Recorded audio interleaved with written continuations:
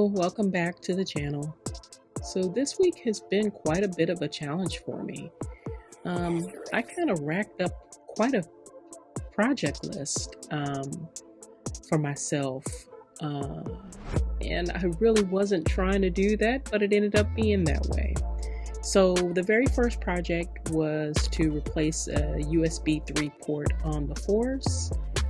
Wow, that was rough.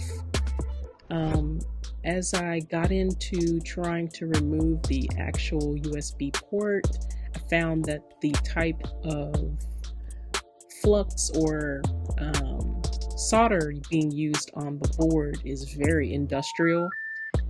So I tried a couple of different methods. Heat gun, which is what has been recommended for removing ports like this, but I never could get my heat gun hot enough to melt the solder.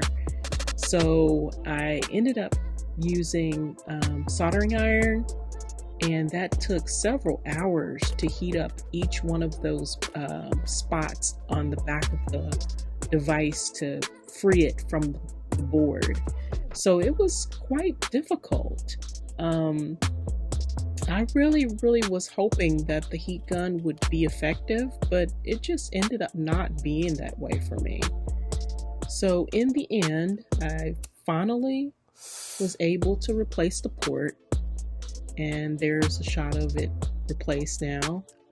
I spent quite a bit of time going back through and cleaning up my solders, just to make sure everything was in place and actually touching the components on the PCB board, and that's it. So let's get off to the very first test. This is the SanDisk Extreme 1 terabyte that's in my secondary Force, and the results overall from this testing was quite surprising. The internal card that comes with the Force is actually pretty decent. So it's not the results I was expecting, and as I continued my testing, I was quite shocked to find that, being that it's just 16 gigabits, it's still quite faster than the new SanDisk Extreme products. So this one ended up being about 30 something seconds. And that's the Machba mod. The second test that I did was with just the Force firmware. The Force firmware is just the normal firmware that comes from factory. So the Machba mod is kind of an extension to the Force software. It sits on top of the Force firmware and allows for more additional features. So this test ended up being about 37.81 seconds, and here is the factory's test. This one is quite shocking to me, and I was kind of taken aback by it. I did do the Machba eMMC update or repair to the internal card before I started all the testing with the card, because that is a common issue that has been found with the internal card, not even just the Duolux card, but any card that's inside the Force. And it comes from inadvertent power failures that may happen to the machine. So this test is for the factory firmware. The very first test was the Machba mod. The second test was even faster than the Machba mod test for the Duolux. And the final test that I did was with the SanDisk Extreme Pro, which is 128 gigabits. Ultimately, I'm not that upset about the testing as far as speed goes, because these cards are much bigger than the factory 16 gig card, and they're only off by a couple of seconds as far as speed goes. So they do make good alternative cards for replacing the internal card. So here are the results. The Extreme Pro is only 1.8 seconds slower, and the Extreme is 6.4 seconds slower. All right, so let's talk about the Eurorack stuff. So I've been planning this for at least almost 2 years now, and I finally got all of the completed components that I needed to be able to finally build this thing and have it do what I want it to do. And ultimately, what I want is to be able to have a combination of synthesis as well as being able to do some sound design, which not only will be with the Eurorack components, but also my iPad, and using AU-V3 synths and effects. Okay, so I wanted to show how I'm using this Machba mod. So I'm using the Launchpad MK3 as a way to control it. And of course, the force is way over there. See where I am? This is what people don't understand. I'm like not right there. So I've got the pad selection in there, so I can go up and down, left and right. Let me go up. So I can select a pad and I can put it into record mode. I can stop it.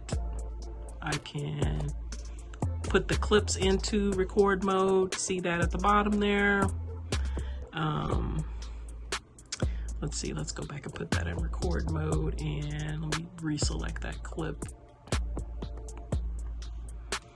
Okay, so now the machine is in record mode. So now while I'm over here on this side messing with that, I can navigate from over here instead of having to scoot all the way back over there just to do that, to be off time to work over here. So I mean, it makes a big difference when you're trying to work from an area that's not close to the machine and having to rearrange the entire workflow to be able to just use that. You know, it's kind of a pain. So that is the purpose of the remote control with the Machba mod that I've been appreciating. Again, everything about it seems to be working very well. Have all of the record transport stuff down here. Navigation is here. I've got access to, I can delete that clip that I created. Boom, just look at that. I can undo and redo, and I can, oh, I forget what these two are for. I can't remember right now. I know I've got the ability to go back to, yeah, so I can switch between the mixer modes. I can turn the metronome on and off, and I can't remember what I did this one as, but these on the side are for launch control. Now, the one thing about the MK3 that I didn't like is that I couldn't program these buttons from the software, because otherwise I would made all of these the black ones here, which is how they work in Ableton. That, you know, it's just stuff about these pads that are supposed to be custom that doesn't make sense to me. Like, they'll put stuff in here and allow you to control the whole pad workflow, but not the side buttons and the buttons around. Like, at least the left and right side of the buttons should be programmable by user. I can understand wanting to leave these top buttons the same because they actually control global settings, and these buttons right here control your ability to be able to change projects or change customization areas. So that one's for the forest. This one is for the Zero Coast. That one's for the Bitbox, which I'm still working on. This one is for the Oxycoral, which I'm still working on as well. So I needed to have, flexibility to be able to kind of control some things via MIDI CC from this. And I haven't even gotten into the iPad stuff yet. So ultimately, what I'm going to do is I'm going to have a customization for some of the iPad stuff, like with AUM. And that is like on my list. I just haven't read the manual yet. So I've had to read the manual for the Oxycoral, which is, I'm still working on it. There's some things about the Oxycoral that I don't like being able to hard set a global MIDI channel would be nice. I may have to reach out to their support to ask that question.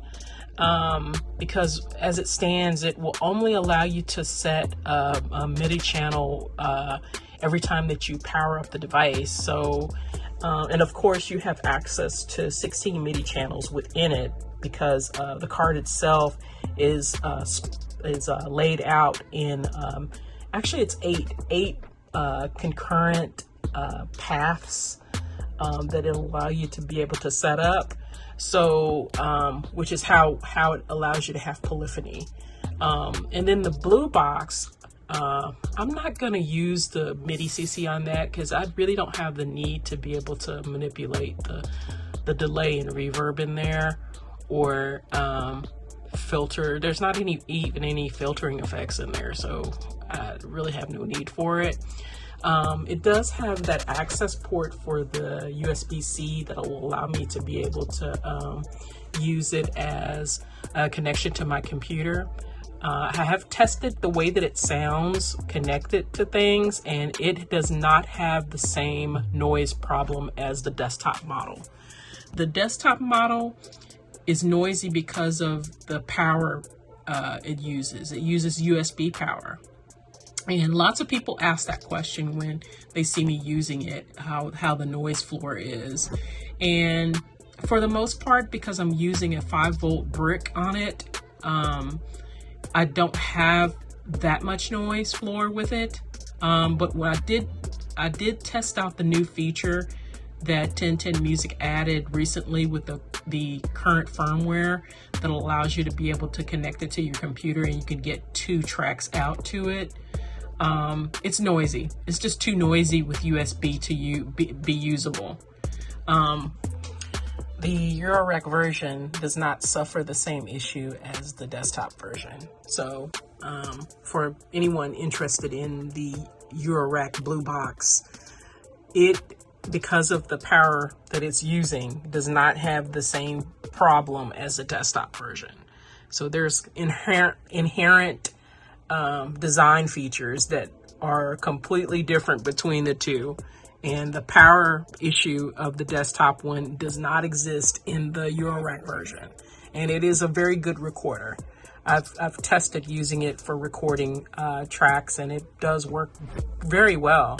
So if I actually wanted to just record everything as it stands, the way that it is set up right now, I could do it all from the Blue Box. But the mission for the Blue Box in this setup is just facilitating connections for all the other devices. And that includes the VCV rack. The way that I'm using it is via the Expert Sleepers ES8. ES8 has USB-B port on it that connects with a host. I have a interface that I'm using with it, a USB interface that allows me to connect the iPad so that I can charge my iPad while I'm actually using the Expert Sleepers card as well. Also, from within the card itself, I could output digital or virtual synths and virtual instruments to these ports that I can send over to other things in the rack. So if I wanted to take advantage of utilizing this filter, the Morpheus, I could send those out and as imports, and then still have the blue box be the master audio interface for the rack. I'm still working on setting up the Bitbox, so I've added 2 audio inputs to it, so that I can record in. Ultimately, what I want to do with the Bitbox is have it be my kind of my patch point. So because the Zero Coast and the Coral, the Coral has the ability to be able to save patches, but it's limited. I think you can only save up to 8 patches or something like that. It has a limitation. I don't remember exactly what that number is, but the Zero Coast does not have that ability at all. So I want to be able to sample the sounds that I'm creating, and I want to do that with the Bitbox. So that's the method of my madness with the Bitbox in my setup. So I've got it set up with recording in, and I'm passing through the NTS2. It has inputs and actually pass-through port and an actual out. So it's a very useful utility outside of being an oscilloscope. So I've got my import, and then the only thing that I'm still lacking with my build is I need another MIDI interface. Period, a total interface for this entire setup, because the way that I have it set up right now is I've got these 2 MIDI through cards that I built from Def Audio. If you guys are interested in looking for Eurorack cards that act as MIDI through cards, check out Def Audio. They have I'll have to try to find the link to their page and add it into my show notes for where to get these cards. But basically, you have to actually build them. I think I saw the other day when I was sifting through his stuff again, the Deft Audio guy, that he is offering pre-built cards now, which is... for the amount of electronics and components that are on these cards, you kind of almost really want somebody else to have it done for you. That was about a couple of hours soldering because of the amount of components that are required to run these cards. They're powered. So there's power components on there, capacitors, lots of diodes and other power related circuitry, as well as the built-in BIOS for the controller, the control of the card. So yeah, there's a lot of electronics in these cards. So, but they work 100% well. I'm very impressed with how they work. Let me show you that. Okay, let me show you that. So it's on MIDI channel 3. So the Zero Coast is on MIDI channel 3. So I had to separate the MIDI channels for things because it just makes sense at times when I really need to have separation with them. The Coral's on channel 2, Zero Coast is on 3, and I have the Bitbox on channel 4. And the Zora, I'm going to have some more flexibility with. So I'm going to have to look at the manual to see if I can get the MK3 set up to where I can change MIDI channels on it from the MK3, because I want to be able to use it as an effect along with the Zero Coast and with the Coral. So that's kind of probably the utilitarian piece that's in the rack. And then of course, ultimately as well, I want to be able to control effects within AUM, which are AUV3 plugins. So, and I'm just starting to really dig into that, as well as VCV Rack. There are some things about VCV Rack that probably won't be useful for me, because again, I'm using this as a method of synthesis, so I kind of need polyphony. Most of the stuff in VCV Rack is mono, and outside of the new tools that they've added that allow for more polyphony, which means they have to stack them together to be able to get the amount that you need as far as polyphonic. And I'm pretty sure I could probably make a lot of these polyphonic if I added more of them and connected them together via MIDI. But God, that's such a pain. So it's just a learning experience with this as well, grasping the concept of the modules and how to make sounds and that kind of thing. So it's going to be a while before I can completely master all of the AUM and VCV Rack stuff. The Forest continues to be kind of the heart of the system. I've been able to build quite a few new tracks with it, along with using the OP1 and these effects. Okay, let's explain the effects on this. So ports 3 and 4 on the back of the Forest are running into the input number 2 on the back of the Cortex, and I have it in a stereo pair. These are in an effects loop, which means they're both chained together as a stereo pair inside that effects loop. So within the Cortex, the way that it works, you have just you have a single return and a single send. So it's not like it would be nice if it had like multiple returns and multiple sends, because then I could separate things a little bit better. But for a guitar effects unit, this is actually pretty decent. The unit that I've seen that has the most connections has been the Line 6 Helix. It had like a plethora of inputs and outputs and sends and returns. I actually kind of missed that unit for that purpose, but not for the sound quality. The sound quality of this unit is much better for purposes of guitar use.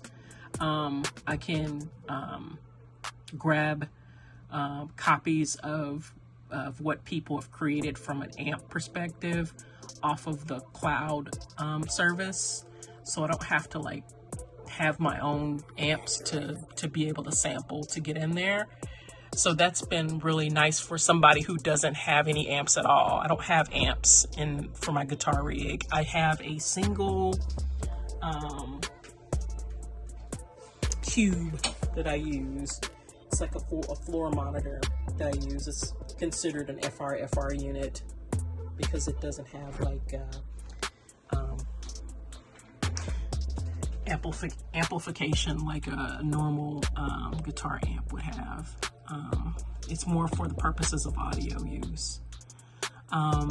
So that's how I'm using it for guitar effects, but it's not just for guitar effects. It's good for any kind of use, and specifically like this case use where I'm using it for synthesizer use. It's good for that as well, and it also has like really good input and output sources on it too. You can actually run MIDI into it and out of it as well, and it has USB, which can be connected directly to the computer, which I've got.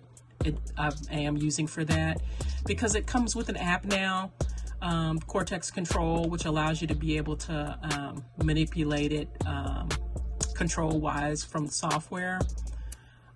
That's what I really like about it. The unit is it's a lot more flexible than people think.